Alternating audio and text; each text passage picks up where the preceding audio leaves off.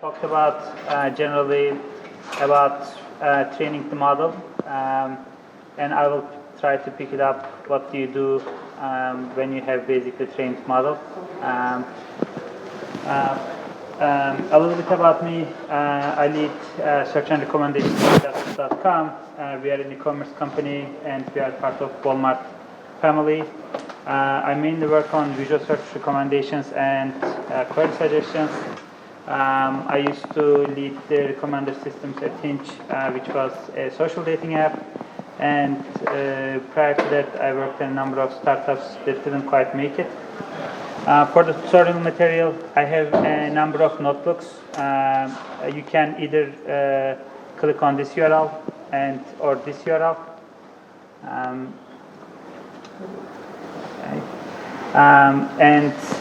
Through the tutorial, you can kind of look at the notebooks, but also if you have these 3 steps, Python 3, Docker, pip 3, that would be also useful because we are going to be using Docker quite a bit to be able to stand up various TensorFlow model serving files through TF serving. Yes. Sure. You mean here? Or maybe make it bigger? Yeah. Sure. You can click on this link. This is like a bit.ly link, which is exactly the same if you don't want to type it. It is bit.ly/myname and then -tf. I can make it bigger if it is not scalable.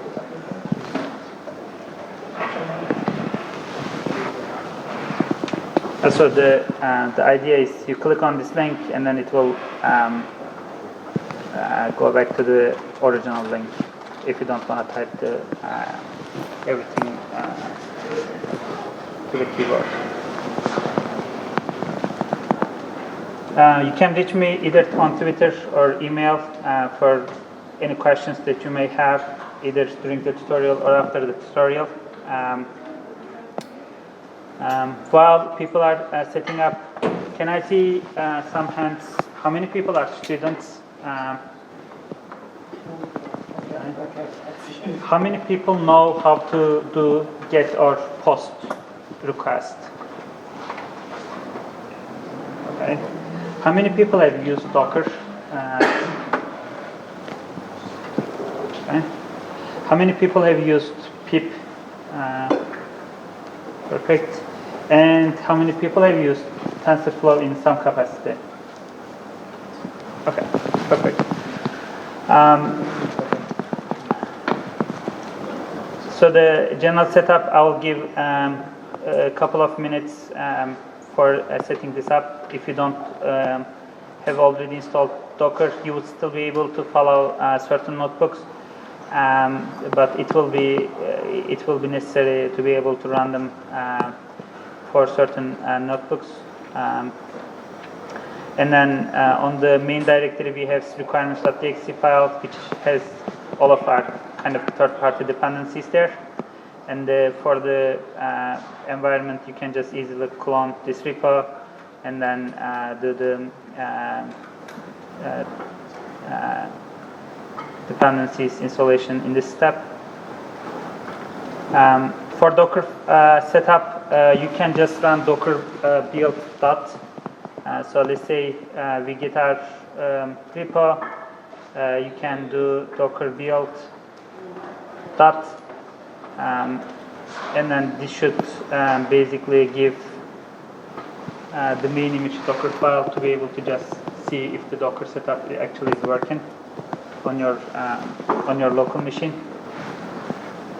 We are going to run this Docker file for the first notebook in the background.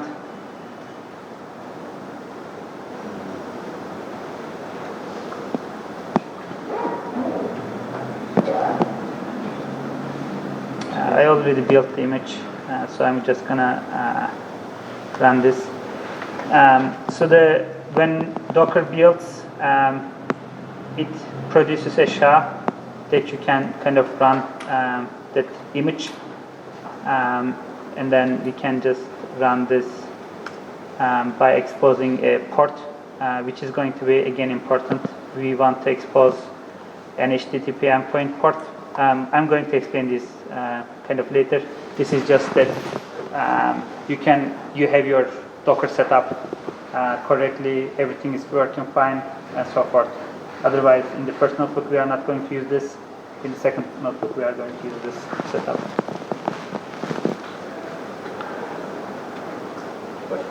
Yes. In the basically, when you clone the repo in the main directory, you can do docker build dot, and then that will basically start building your main image. What is in the image? Oh, what is in the image? I will come later. It is basically running a TensorFlow image. I will explain this. Yeah. In detail. I can maybe make it this larger, much larger, so that this is basically the Docker file contents. It is a base Ubuntu image. It does install TensorFlow serving for you, TensorFlow model server. We will copy a number of files that we have in the repo, kind of like models that we are going to use, the TensorFlow serving script, and then exposes 8500 gRPC port, 8501 HTTP REST API port, and then it will run a bash script under the hood. But I will come to this later. Yeah. This is just to make sure that you have Docker environment set up, which we are going to use later. And then pointers kind of explains the directories that are in the notebooks. And in the repo, you can just do Jupyter Notebook.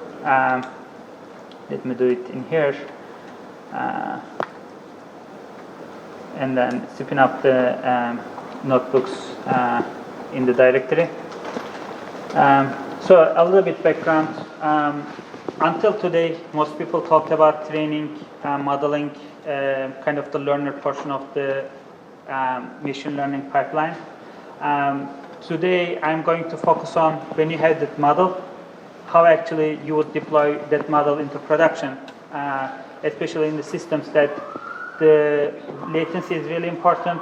It needs to be dynamic, so you cannot really produce the predictions offline.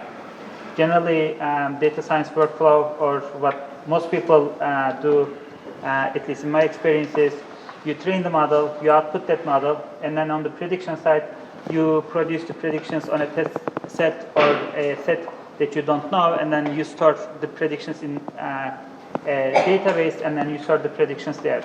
But the main motivation of this talk is not every single problem can be solved through offline prediction computation. For example, search. Most of the queries are very dynamic, and we want to personalize the results. So we actually need to do prediction on runtime based on the customer data, as well as based on the query that we may not have seen before. This is kind of the main idea why kind of the serving layer or the prediction layer is important, and why we want this layer to be online and serving kind of real-time requests. The first notebook I'm going to explain TensorFlow serving. This is you don't have to run this. It is a number of images and a number of markdown. I kind of like opening the images even within Python, so I did this way. This is a pillow library that we are going to use for other images to be loaded. Today I was a little bit surprised. I guess throughout this conference I was a little bit surprised that I didn't hear as much TensorFlow, because TensorFlow is one of the first deep learning libraries that have been open sourced. It is really mature library. It has like really good community support, has ton of models by open source by Google, and at this point it is a really strong kind of community around it, and you can ask any questions in Stack Overflow or in GitHub raising issue, and then most people would be able to help. However, kind of there are a couple of things that TensorFlow is trying to improve its interfaces, is pretty low level. For example, PyTorch really shines around that, very clean interfaces. Now they are trying to accommodate that problem through Keras module, which has a much cleaner interface. However, I think the TensorFlow shines really well on the serving layer. So they have a binary they call TensorFlow serving, and this binary makes it really easy to put the models into production if you have TensorFlow state model in some place. And this notebook is basically shows a little bit overview of what TensorFlow serving is and what does it do under the hood to kind of get a little bit better understanding what we are going to do in the next notebooks. In the main core TensorFlow serving, it has 4 main components. These are the green kind of classes. These are all C++ libraries. We have Python bindings in the TensorFlow serving exposed to us to be able to use it, or you don't have to use it in the Docker file. It is completely within the C++ realm, so you don't actually have to write any single line of code to be able to use this TensorFlow serving. But it is good to be able to understand what it actually does under the hood. So the yellow classes are pluggable implementations, which means that you can actually change these to any type of thing that you want. The file system doesn't have to be a file system. It can be FTP. It can be any type of thing that can store the model file itself. The loader has TensorFlow servable that can also be subject to change. Today, the talk is going to be on TensorFlow, so we are going to use TensorFlow servable. But you can basically write your C++ library, and then as long as you apply to the TensorFlow servable kind of interface, you would be able to roll out your servable model and then use TensorFlow serving to be able to serve that model. On the dynamic manager, the version policy actually makes a decision on how you roll out new model. So if you have already a model, let's say version 1, and then you want to roll out version 2 model, then you can do either on-off switch, you can either do blue-green deployment, you can also do gradual deployment where you will route 10% of the traffic to the new model, 20%, and then gradually roll out the model. The version policy makes a decision to that one, and then servable handle actually handles the request from client and then get the predictions from the model and then kind of makes that communication. If you look at the kind of what under the hood they do is the source is basically, you can kind of consider, let's say we have a model in the file system, we output that, and the first step of the model serving starts in the source. Source will recognize that the model is there, it identifies a model, but it doesn't do anything else. It just passes a message to loader that there is a model. Loader will look at the saved model and then will say, okay, this requires this much of resource and this has this type of metadata. But the loader itself also doesn't load the model file either. Dynamic manager, it passes an aspired version to the dynamic manager, and dynamic manager does the full work. Dynamic manager decides how much resource this model is going to consume, if there is enough resource on the machine, and if there is enough resource to the machine, what is the version policy of this model? If it is a new brand model, it will allocate brand new memory allocation. If it is an update on the currently serving existing model, then it's going to check basically the deployment strategy on the existing model to be able to decide how to roll out that model to the production. And then after dynamic manager loads everything, it will basically roll out the model, and then servable handle will switch to the new model itself. In here, I mentioned some considerations. If you want to not fail any request at runtime, you can actually do this. But there is a resource constraint on the dynamic manager that you actually need twice of the memory, so that you can load old and new model into memory at the same time, and then we'll be able to switch one versus another, so that you don't fail any in-flight requests. If you don't have enough resources, then Dynamic Manager will do the switch on and off manner, but you are going to fail a lot of requests in the flight, which may not be great. Google had a great kind of talk where they see P99 latencies increase all the time between 12 p.m. and 1 p.m. And they try to investigate what the problem is.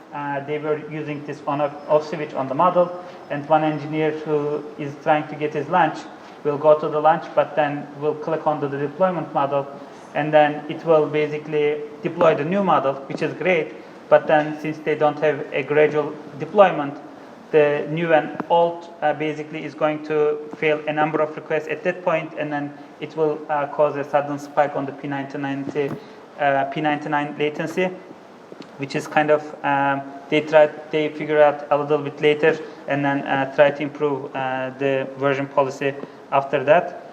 And the ultimate goal on the TensorFlow serving is continuous pipeline, continuous training.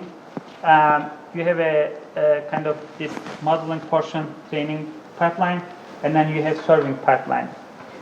You will get a new data, you will train a new learner, and then that learner will output different versions of the models. And the serving layer that we are going to focus on today is going to pick up those model files and then try to produce predictions. So this is kind of ultimate aim on any machine learning pipeline that we want to build. And as I mentioned earlier, TensorFlow really shines here. TensorFlow serving is a great library to be able to do this very efficiently and in a very performant manner. In the previous talk, yes. Can you explain a little bit more about the pipeline and how do you train both of them together? Who's training first, who's training afterwards? Sure. So in here, this is kind of like a generic overview. So you have a model in here, let's say, and if you have the kind of training portion of it, the Python script that you wrote, right? It will pull some data. It will learn the weights. Let's say you are training a CNN. It will learn the weights, and then it will output a model file for you with the weights. Under the hood is going to be just a graph, at least in the TensorFlow thing. And those weights are going to be basically your graph. That will be your first model. And then tomorrow you are going to come to office, exactly same, but then there is now new data. You are going to learn new weights this time, and then you are going to output another model. This is kind of the training pipeline portion. This is happening, let's say, every day. But then you actually need to do, if there is no serving layer, what you do is actually on the serving predictions portion, you actually need to get the old model, kill it, deploy the new model, and then start the prediction process on top of that.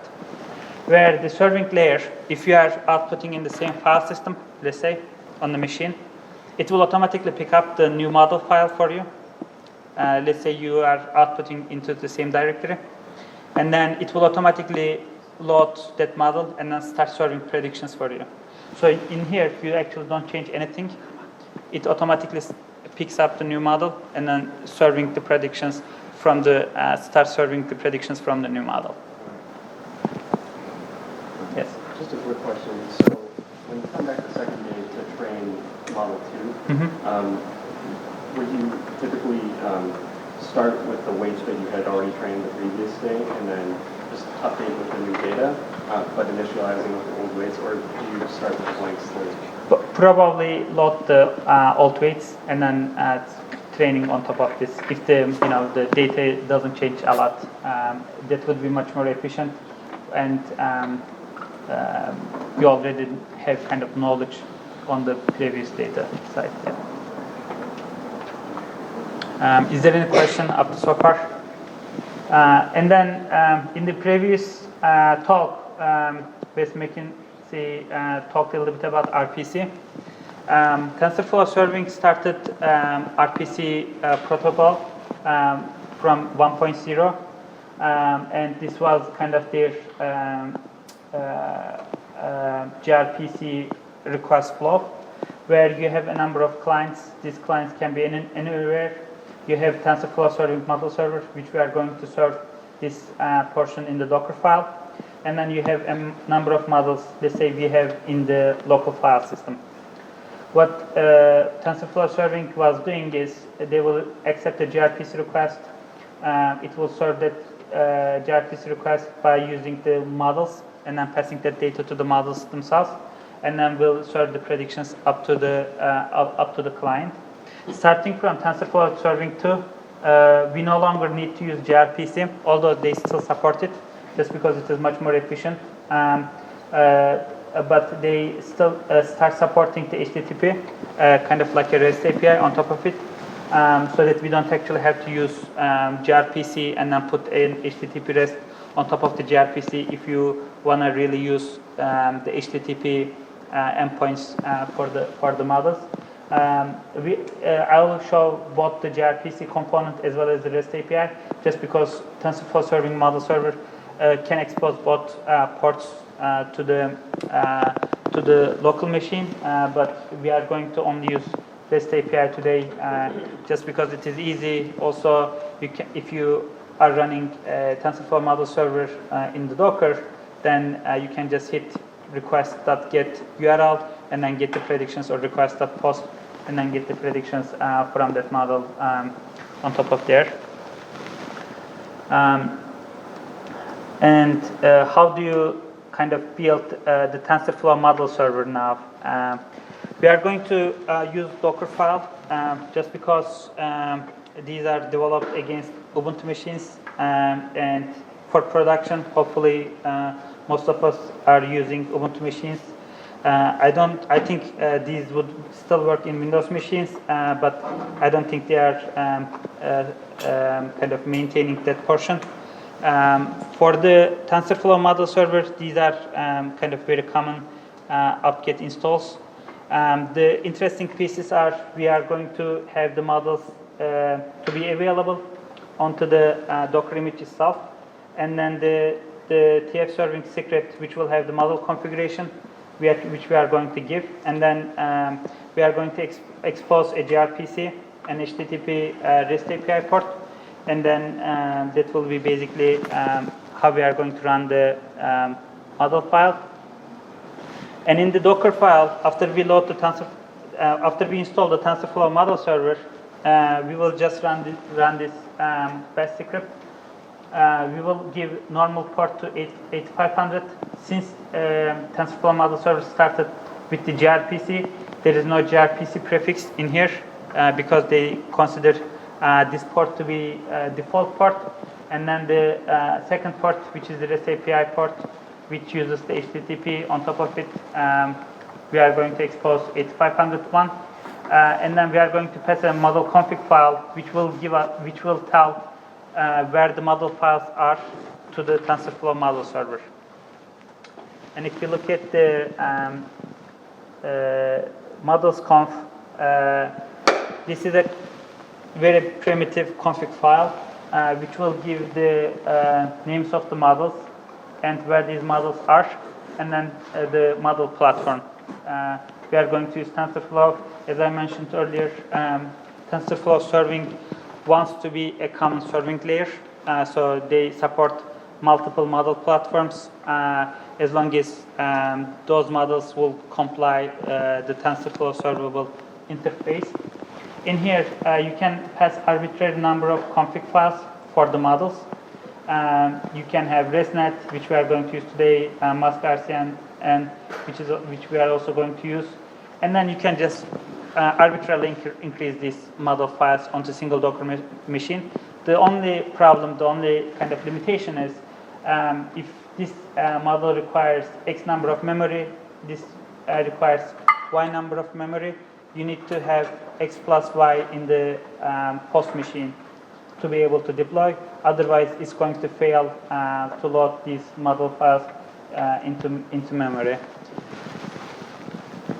And Dockerfile itself is basically running that REST, that sh. I kind of want to show what output it throws. When you run this Docker image, it will look at the model files. As I mentioned earlier, it will say, okay, I have a ResNet model in this directory. I have a mask RCNN. Let me make it a little bit bigger. We are not necessarily interested in the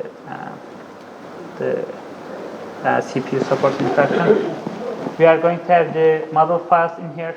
It will also tell the versions because it supports multiple versions. Let's say you have the first version, second version, third version. It will basically load the latest model, and then it will do the same exact thing for the second model. It will look at the metagraph to see which endpoints it needs to expose. Yes. The mask RCNN, it's not in the repository. Are we going to create that? Yeah, we are going to create this. This is, we are going to come that one. We are going to load in one of the notebooks. Yep. You can remove that config for now. Yeah, it works. Yeah, okay. Sounds great, yeah. And then you can load the second model and then kind of go from there. The couple of things in here. It kind of gives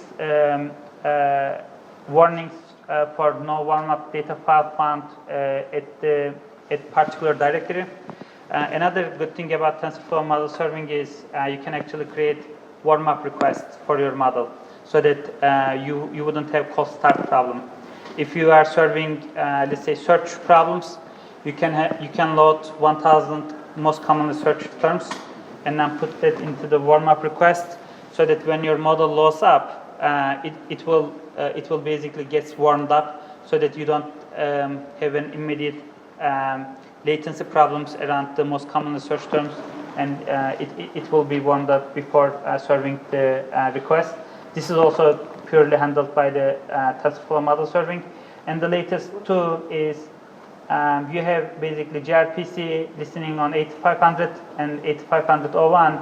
You have an HTTP REST API, which is through, again, TensorFlow model serving. At this point, since we have a running Docker file that will have both gRPC and HTTP REST API, you should be able to hit localhost 8501 through like get, and then you will get a not successful result, but at least you would know if there is something running there. And then rest of the things kind of generic TensorFlow messages. The one thing is I wanted to mention is it says your CPS supports instruction that this TensorFlow binary wasn't compiled to use. In this tutorial, none of the Docker files are optimized. Google allows you to do a build per your hardware. So if you have a specific hardware, let's say GPU or TPU that they are offering, you can actually build those Docker files and against those hardware specific kind of machines, and then they will optimize certain computations for you under the hood for that particular hardware, which will increase the speed up quite significantly. This is true for GPUs, but even for the CPU machines, they are saying basically to me that you are using a TensorFlow binary, that this machine is not really compatible. If you compile the TensorFlow binary or the TensorFlow model server binary with the machine that you have, you may get a little bit speed up there. And the Docker file that you can use for that one is in the TF serving dev Docker file. This is like a long Docker file. It is pretty involved, but if you want to kind of improve the prediction speed up, you can just, nothing changes. You can just compile this Docker file against the machine that you are going to run, and then it will give you speed up on top of that.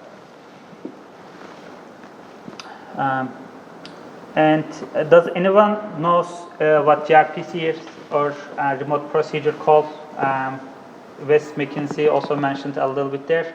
Remote procedure call, I kind of wanted to mention a little bit. Remote procedure call is basically abstracts the network communication under a protocol, and client doesn't know anything about that protocol. gRPC is basically Google remote procedure call, which they use under the hood protobufs to make the communication a little bit faster and more efficient. And it will give, especially since we are passing a large amount of data, like images, this actually improves the network communication as well as the serialization and decerialization times on the server side, so that you will get better, faster prediction times. And in here, if we look at the gRPC API, I put just a reference. The gRPC endpoint actually, what they call as a prediction service, this is nothing but a protobuf file, protobuf 3. They expose a certain interfaces. You may be familiar with the classify, regress, predict, and I haven't used multi-inference, but if you want to use, you can also use multi-inference. This is the basically gRPC API contract that TensorFlow model server would give you for a given model. Whether model supports or not, that is up to the model itself or how you save the model. But if you you can kind of hit these endpoints to see if you can get any classification, regression, or prediction. As I mentioned earlier, the metadata is for loader to be able to know the structure. We are also going to look at the metadata that is attached to the TensorFlow model server on top of here.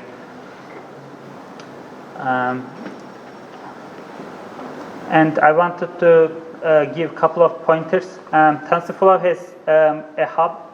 This is kind of, you can consider as a GitHub.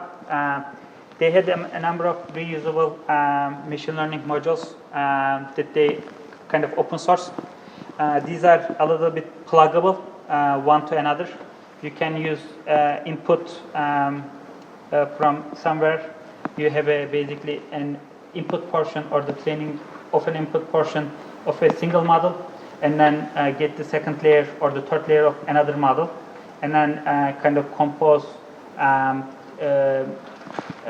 different models on top of already trained models, so that, as you brought up earlier, if you have already a trained model, you will basically get a portion of it, you will get the other portion of it with the weights initialized and everything, and then that could make training a little bit efficient, as well as you can build different architectures very easily.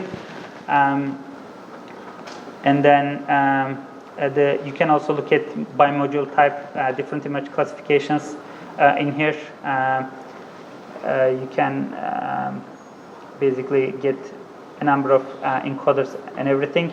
And the model warm-up, TensorFlow has a good documentation around warm-ups as well, if you are interested in learning more about this. And then let's go to the official REST API example. So in this one, I wanted to basically give both overview of the training as well as the productionizing pipeline portion of it. In here, we are going to train a basic Keras model. It's not going to be good, but as I mentioned earlier, my main focus is what happens after you have the Keras model, basically. We are going to train a very basic Keras model. We are going to spell this Keras model to the disk. And then after we spell this to the disk, we are going to use this model file into TensorFlow model server and then load this locally. And then we are going to hit the REST API endpoint to get the predictions. We went through already this Docker file before. We can go one more if anybody wants any clarification. We have time. And under the hood, this is the thing that we are running. TensorFlow model servers. I want this port to be my REST API, this port to be gRPC, and this is my model name. This is my model-based path. If you have already installed the requirements.txt, you should be able to import these third-party dependencies. I'm using TF 1.12. You would probably have it will probably be good for the kind of most newer versions, but as far as I know, it doesn't work below 1.10, especially on the Keras modules. Even in this one, there are some warnings that I will show. I'm not going to run this, but you can kind of run it on your own if you have the third-party dependencies, just because I don't want to do this training portion of it. In here, I am defining a number of URLs. Since I exposed the 8500.01 and I said we are going to use the REST API endpoints, I defined a localhost 8501 as a base URL. So this is going to be basically our entry point to any of the model predictions, because this is the REST API endpoint. As I mentioned earlier, we are exposing also gRPC. If you want to do gRPC, you can just change this to 8500.00. There is no URL structure on gRPC, but you can use the same exact post JSON payload to here. But we are not going to use that. And then if you just hit this status URL in here, you would be able to get the status of the oh, sorry, I think in the wrong directory.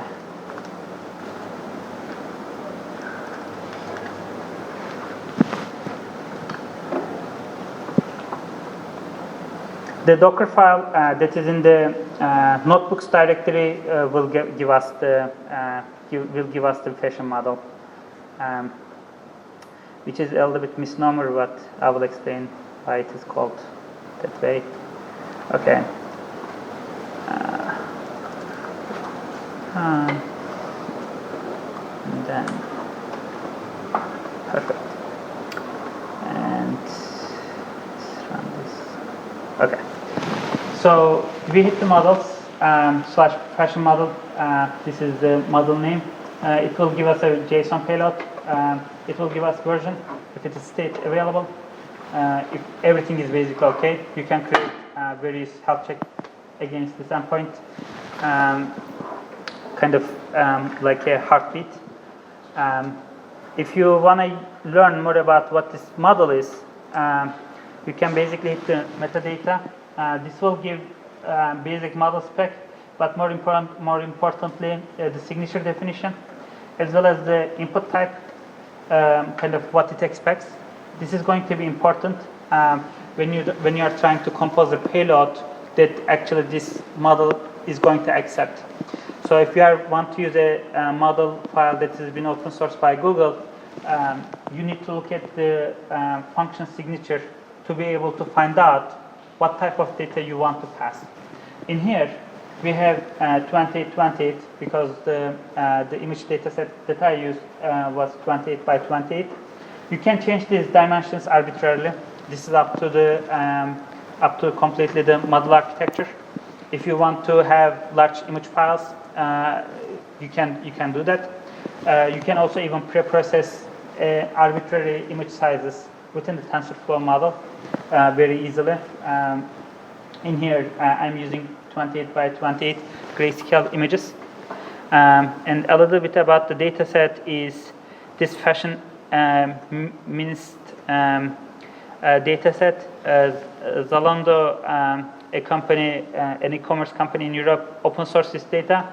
If you are familiar with the deep learning, you probably know this minced, sorry. I know it's this big.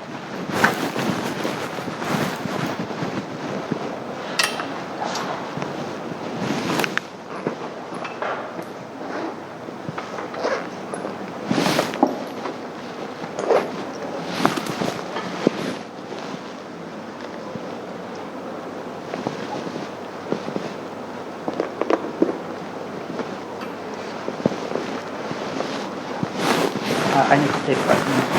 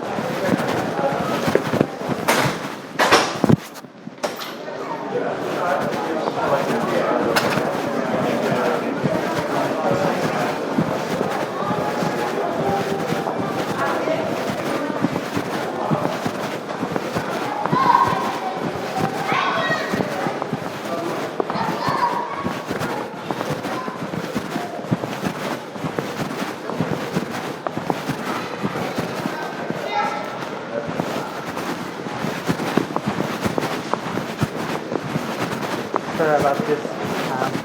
If you can't take me seriously with this face, I'll continue. So yeah, the place we were left off is the kind of the metadata. Basically, this gives metadata around your model.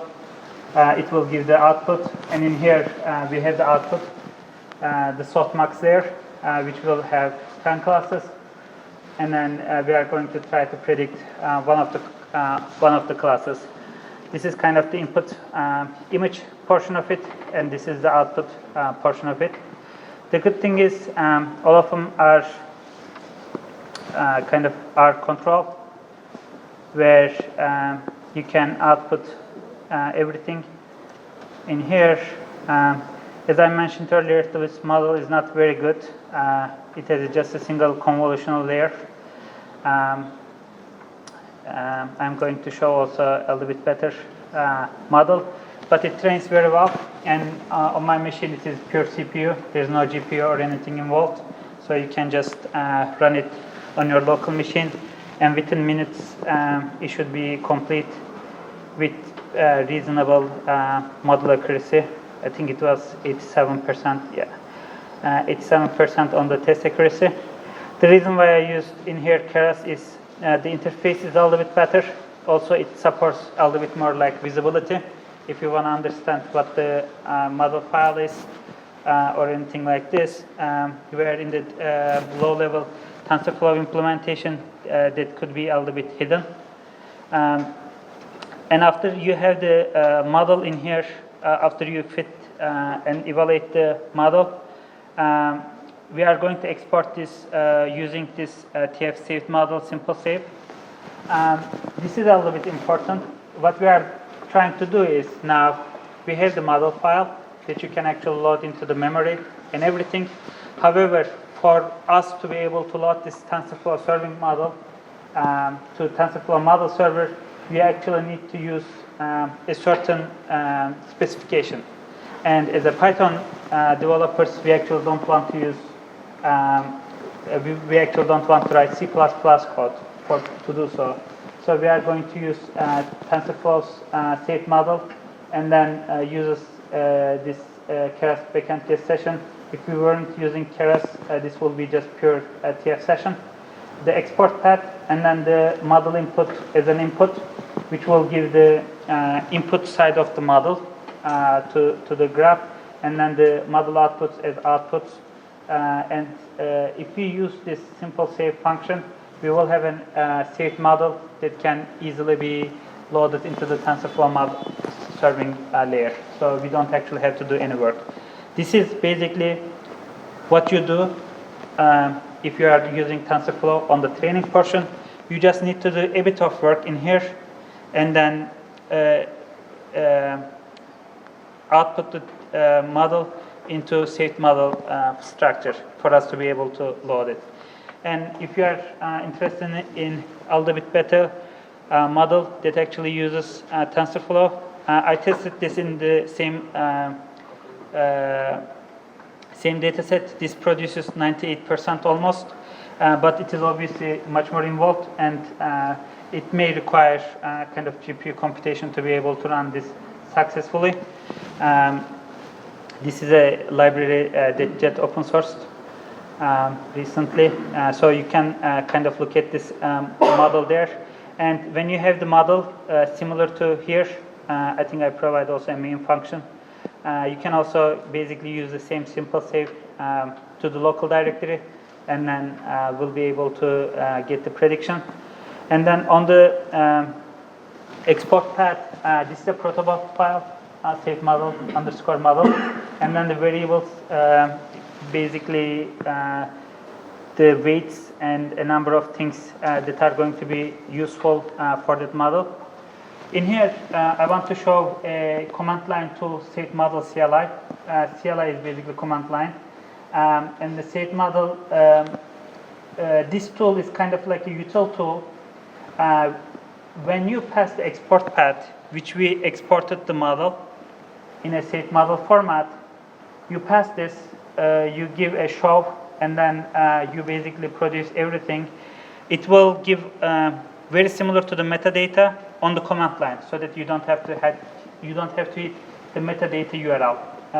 On the command line, you just exported the model file, and then you use this TensorFlow safe model CLI tool to be able to output the signature definition, input and output portion. This is very similar to the metadata URL that we looked at before. But if you don't want to go through that, you can also use a command line tool. And the fashion minced is a 28 by 28 images to replace the minced library, the data set. I guess it's not really library. To be more applicable in the fashion category. The mince is basically digit recognition. It is great, kind of create various baselines, but for an e-commerce company like Zalando, that probably didn't cut it, so they actually come up with a new, very basic data set that is very similar to mince, even the dimensions of the images, but they have much different classes, and it is still 10 by 10. It is still 10 classes, like the digit data set that mince has.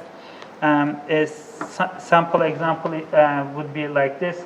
The reason why it is so bad like this is because my figure size is a little bit large. If I do this 4 by 4, it looks a bit better, and you can kind of look at and sample these images. In here, what we are going to do is we are going to create a data. Since I mentioned earlier, we can do gRPC, but in gRPC you actually need to build protobufs to be able to communicate the gRPC endpoint. On the HTTP side, we don't have to do that. What we need to do this time, since we are going to post some data, we actually need to build a JSON payload. For this one, this is basically after we know the signature of the model, we are trying to build a data payload that is JSON, which has the instances of what we want to predict, test images that have never been seen to the model. Signature name, for this case, it doesn't matter, but you can also make distinction between different models on the response side to the signature name. And then this will be basically our JSON payload. And as I mentioned earlier, you can use request.getStatusURL to be able to do this, rather than opening a new web browser or a new tab. And then after this, when we have the data, JSON payload that we want to build on the instances, we can just hit this to the payload, this payload to the prediction endpoint, and it's going to produce us a predictions. Maybe I can actually do this.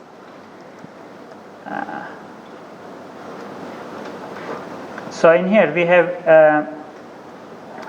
the data as an input.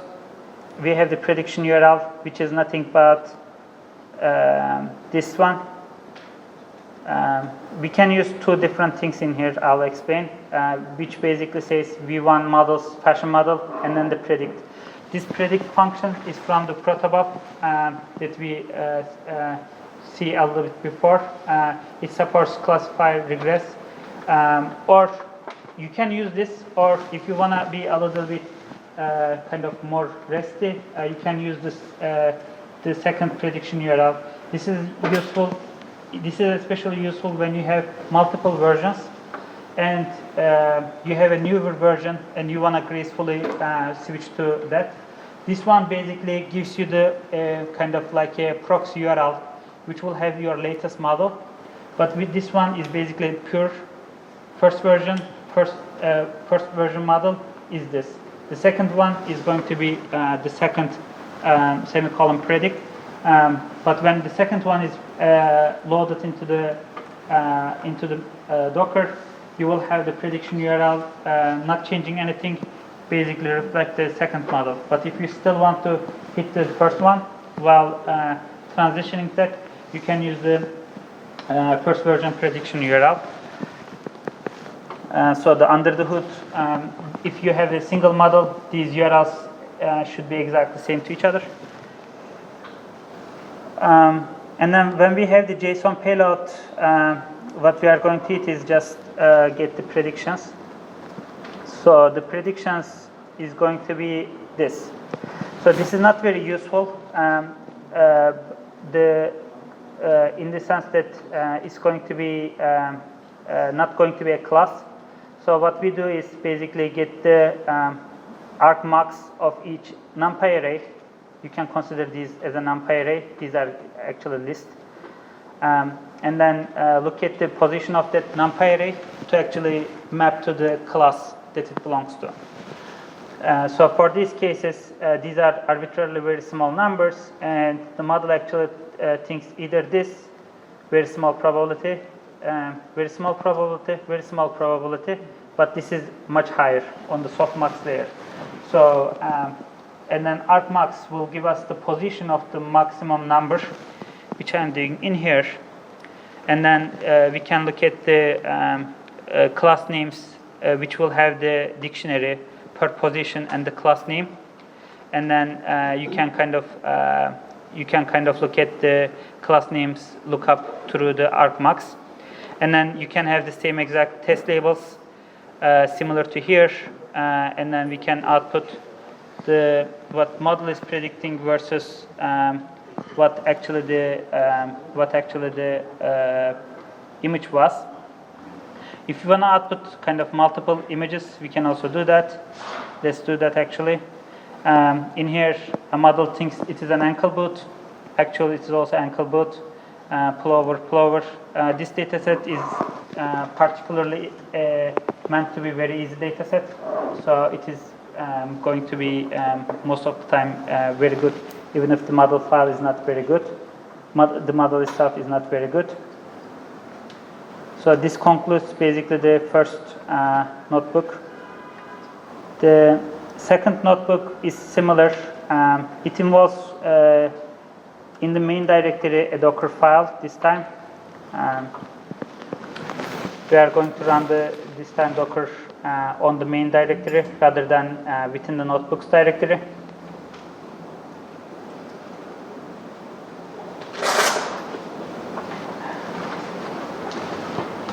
And in this notebook, we are going to use an already trained model, which is pretty famous ResNet, to be able to do image classification on top of this.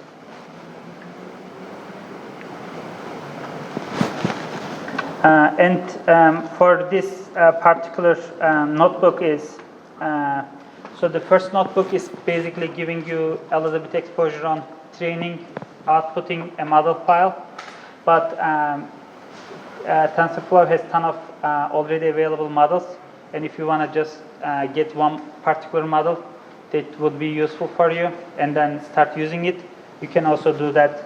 And this notebook basically shows you how you may be able to do so. This is also exactly similar to what we have before. In here, instead of loading the data, we are going to read the image URL from a URL, and then we are going to encode that into 364, and then we are going to submit that image to the ResNet model. In here, this is exactly the same, but I want to kind of show the ResNet URL for the status endpoint. Also, you can use the metadata information similar in a similar way. In here, I'm going to also report back how actually fast it is, even if we didn't, as I mentioned earlier, we didn't do any optimization at all. And then we are going to see some predictions there. So in here, I'm basically going to hit 100 requests, and then we'll report back on how long it actually took to respond from the server side. This is not really like very truthful, just because there is no network call. There is network call, but it will be very minimal. However, it will show the difference between loading a model by yourself through session versus TensorFlow model serving to get the predictions from. And then in here we are doing a basic warm-up with the same image. This is also not very accurate in real life. The prediction request probably will be a little bit different than the warm-up request that you may have, but nonetheless, and we get 140 milliseconds with the prediction class 286. This is much kind of larger model, as well as the training size is much larger, so this is a little bit harder. And then if you look at the class, this is not exactly right, but at least it tries to predict. It is like a cat. It does cougar, puma, mountain lion. I guess they are in the same family maybe. So in here, you can basically get the ResNet and then load in the very similar way. The Docker file I want to show is also very similar to the previous Docker file.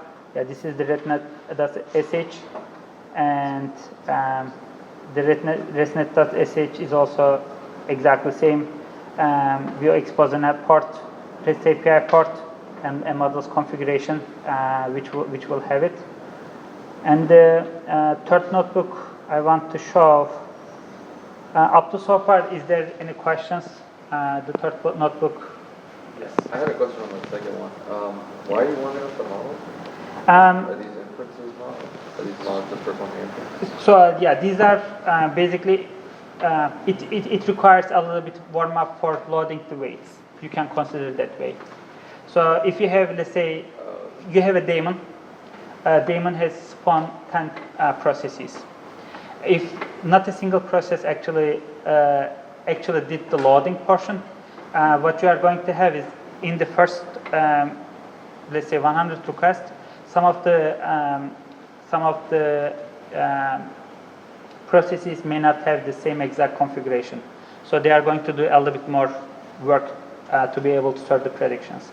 But then when everything kind of loaded, everything works perfectly, then you wouldn't have that kind of distinction between different spawns processes. If you are serving like X number of predictions per second, you may not be able to see it. If you are serving like thousands, that may actually disturb your P99. On our case, we have strict latency requirements that we are supporting on the services. So even like very spikes can actually trigger an alert, and on PD needs to respond it. So we are kind of trying to minimize that through this type of warming up. This is also very common on the databases infrastructure side. So we try to follow that approach in here too. Yes. So in the first one, where you created the JSON payload, where is that JSON requesting to? Is it the one that you recently trained, or is another one as an API? In this one? Oh no, this the official REST API. Yeah. So on here the data is I may not be clear there. It is the test images. So we separated the train images to the test images. The model has never seen these, and then we get the first four instances of those test images. In here I'm converting into list, but this is because NumPy arrays are not JSON serializable out of the batch, but you can consider this basically an array of arrays. You will have 28 by 28 for a given image, and then this will give you a 4-dimensional array of 28 by 28 images.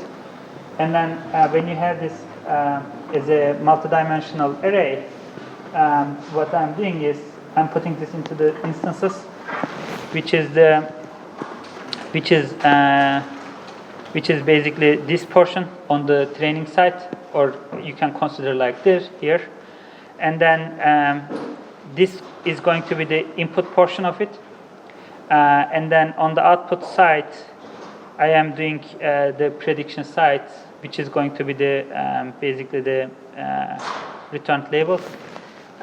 In here, if you want to look at the response, this is a little bit actually more.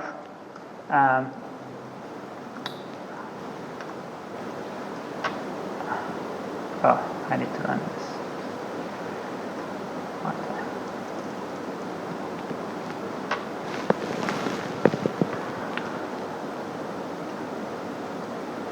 So the predictions actually provide kind of more things, but the input side is here. I will also show what it actually looks like in the instances side. It is basically an array of arrays.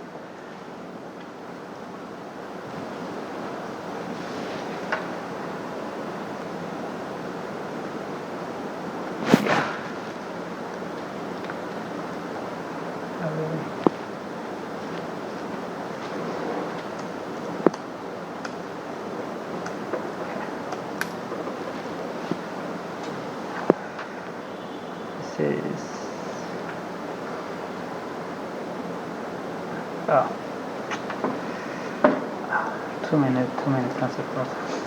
Too many.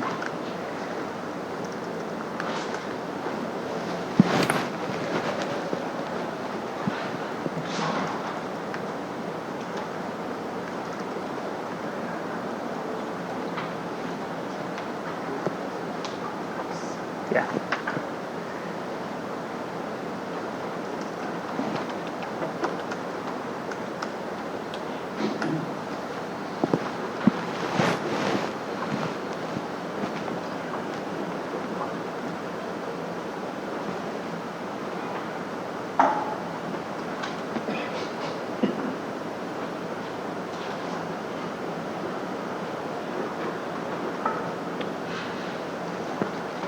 The data is going to be a JSON, and then the instances is going to have basically an array of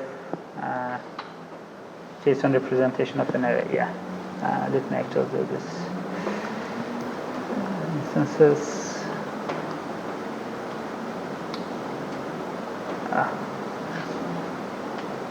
Oh, because data is. Let me do this.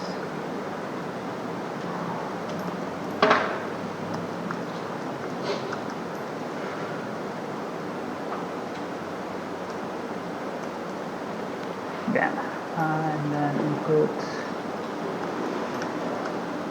Yeah, this is basically our input. It is an array of arrays. And then if you look at this, let me show actually this. This is a NumPy array, 28 by 28 fine. And then the data itself is basically a string. Let's look at very random substring piece of it. Maybe we'll do this. Yeah, 50 to 100. Yeah, it is basically a serialized array in here into JSON, a number of zeros. And then on the prediction side,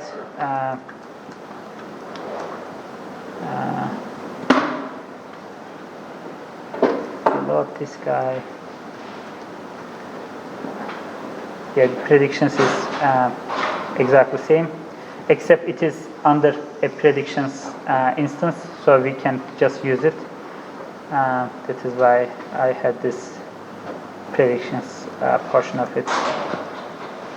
And then this will basically give us all of the softmax layer probabilities similar to what we had before. Yep. Yes. When you use that save call for the TensorFlow for saving that model, is that the same thing as using the frozen graph? .py, or is that like a different type of? So this is a PB file, protobuf. However, frozen graph is a little bit different. Frozen graph output is basically giving a checkpoints mechanism. In here, we don't have checkpoints at all. We basically say we are no longer interested in continuing training anymore. For this. Okay. On the frozen graph, if you look at the checkpoints, it has a metadata, checkpoints, index, yada yada. Frozen graph means that the training up to that portion is done. If you are using batch or anything like this, let's say you have 200 batches, 120, you want to output that 120.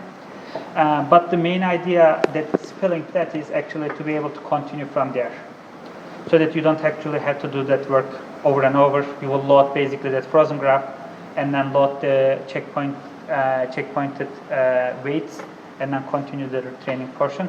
In here, we don't have that mechanism. We are purely serializing a model into a format, which is a saved model, so that we can load this saved model into the TensorFlow serving format, which is a TensorFlow servable interface. Okay. So they are a little bit different. But they both, so this protobuf file saves all the weights and everything? Yes. Within the protobuf file? That's You're correct. saying that the other one, and when using frozen graph, the weights get saved in those outside checkpoint files? Actually, it is a little bit different. It will still save the same exact things on the weights. It will just use the checkpoints file on the metadata to see where it left off. Okay. Otherwise, the protobuf will have the weights, Right. except the checkpoints will tell you basically, this was my progress, this was where I left off, so that it will store the session. In this mechanism, we cannot really store the session because it is basically done. The model filing, model storing is basically in here, kind of done. So are the protobuf files between the two basically the same? Except it's just the addition of the checkpoint files? That's correct. But the protobuf files themselves are the same? I want to say yes, but it would probably be very similar. However, on the frozen graph, I don't actually know if they comply with the TensorFlow serving, right? My hesitance is just because I didn't see any usage loading the frozen graph itself, but rather what they are suggesting is generally produce a specific saved model. So frozen graph would be probably very similar. However, I don't know if we can interchangeably use them between. Yep. So the second example is this, and the third example, we have the object detection example. I don't want to kind of go through this completely. This is also very similar to what we have. This is the earlier config file that you can get this here. It is in the same. You can kind of look at the inference portion of it, and then on the HTTP REST API, I'll be here. You can maybe implementing on the HTTP side by storing the REST API portion. It will be very similar to what we had before. In here, it is a little bit more involved. I'll try to explain a little bit more. The image generation as well as the other things are exactly the same. We are also using a trained model from Google, SSD MobileNet, which is pretty efficient. And in here, if you look at the frozen inference graph, this is also PB, but we have a number of things. The saved model is kind of different directory and everything. So if we were able to change interchangeably, they would probably not, output everything, because if you download this from Google, this link, if you want to kind of do transfer learning, or if you want to improve the model file, you will probably use frozen inference graph with the checkpoints themselves. However, if you want to just use the model that they trained out of the box, you will just use the saved model directory and then the protobuf and the variables are going to be there for you. In here, I again showed state model CLI one more time, and the kind of model name exactly same. In here, we are loading the graph. I wanted to kind of show whatever you are outputting, kind of you can load into the memory very easily if you want to still use it for certain string operations as well as kind of util functions. You can still output a file and load that data into memory, kind of separate than from the model portion of it. In here, this is basically getting from the frozen graph. The path to labels is also into memory. The image itself is being converted to kind of NumPy array that it will require. And then if you want to have the graph and then in the inference portion of it, this is kind of a little bit different than the serving side. Now we have the trained graph, and then we want to basically get the predictions in memory. You will still build the input size of things in here. If you follow the image, you will basically get an image tensor. The run inference is going to be on the session itself, which is, as I mentioned earlier, not going to be very efficient. And then on the output ticket, you still need to do a number of manipulations. So arguably, by creating a TensorFlow serving model, you are not actually losing as much, I would argue. And then the inference itself is going to be exactly the same. You can kind of create all of the detection boundaries on the images themselves. And for the REST API, out of that state model, it is exactly the same. You can kind of try on your own. I'll be here. You have the state model. I've already provided the Docker file on the main directory. You can get the state model there. It is just pure data manipulation from the image itself and to the data JSON payload to be able to get the detection boundaries. And then I want to show the only fashion means model before that I didn't go through. If you want to use kind of production-ready models, as I mentioned earlier, TensorFlow is not very good in terms of the interfaces that they provide, but you can create your own class to build different kind of networks. I kind of like building a class and then abstracting a number of functions and then create the network within the class. In here, you can very easily follow the network architecture. In here, you have basically two CNN layers, then max pool layer, and then another two CNN layers, and then we have another max pool layer. These are basically two exact same. You can even abstract away this kind of networks, similar to kind of PyTorch approach.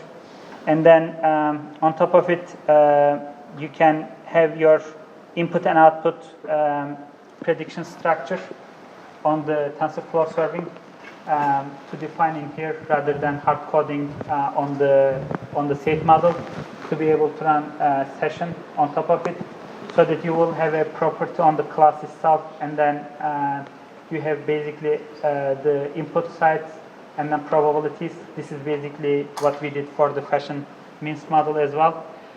This abstract as well as makes it really easy to be able to use the TensorFlow itself on the TensorFlow serving side. And then if you have basically kind of different layer functions on top of the class, you can abstract away quite a bit there on the training side. And then on the saving side, you can still use same exact thing if you are implementing the same interface onto the TensorFlow save, and then save the model on the TF estimator side, and then kind of get the predictions. This is basically all I have for today. If you have any questions or have trouble in running notebooks, I would be able to help. But that's it.